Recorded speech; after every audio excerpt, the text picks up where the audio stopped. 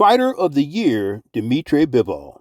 Hello, fight fans. This is Coach Nathan of NS Champ 7 Part Boxing Series at nschamp7.com, and that's my analysis after this past weekend's World Light Heavyweight Championship showdown between undefeated WBA champ Dmitry Bivol after he administered a first-class boxing clinic to former unbeaten challenger and former WBO super middleweight champ Gilberto Ramirez.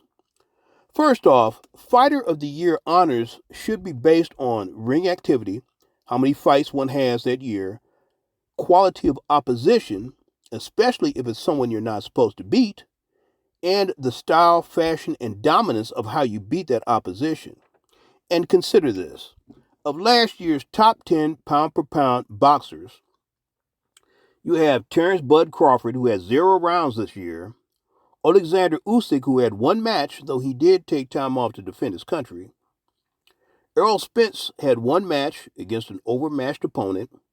Tyson Fury had 1 match against an overmatched opponent, and he's scheduled to face another overmatched opponent in December. Josh Taylor, who had 1 match, a controversial split decision win over Jack Catterall. Lomachenko, who had 1 match, but he also took time off to defend his country. And Nayu Inoue, who had 1 match, he's set for a match in December, but the match he had was against a 39-year-old faded ex-champ Nonito Donaire, whom he had previously beaten unanimously 3 years ago. Nonito Donaire, who's also on that list, and I just told you what happened to him, and that was his only fight this year, by the way. And Chocolatito Gonzalez, who had 1 match. December, he has a match pending, though, against Juan Francisco Estrada. Now, this is a revenge match because Estrada beat Chocolatito by split decision back in 2021. And also, too, the number 1 on that list was Canelo Alvarez, whom Bivol beat. Now, back to Gilberto Ramirez. Ramirez is one of the biggest light heavyweights, if not the biggest, in the division. He can box and he can slug, and he's always in shape, and he put up a game, gutsy effort. However, on this night, the night of the fight that is, he was always a step or 2 behind, repeatedly absorbing powerful combinations to the head and body from Bivol, who looked like a power-punching surgeon out there, setting up those hard shots with smart feinting, a good jab, and in-and-out foot and head movement, and excellent timing. Once again, Ramirez came to fight, and he's definitely a world-class act.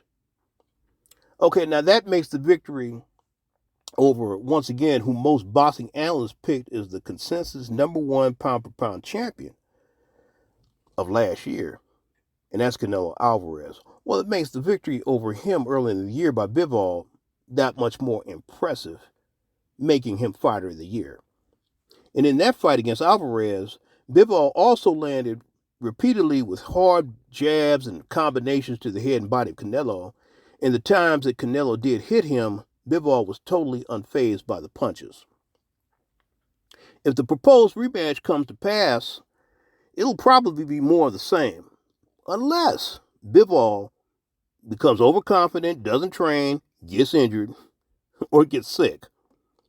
That fight will also be a very lucrative fight for both the guys, but a fight of more significance would be a 175-pound unification match between Bivol and probably the hardest puncher in boxing, and that's Artur Beterbiev.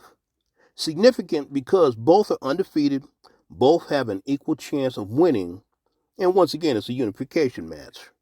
So, that's my take on Fighter of the Year, folks, and I welcome your comments as well.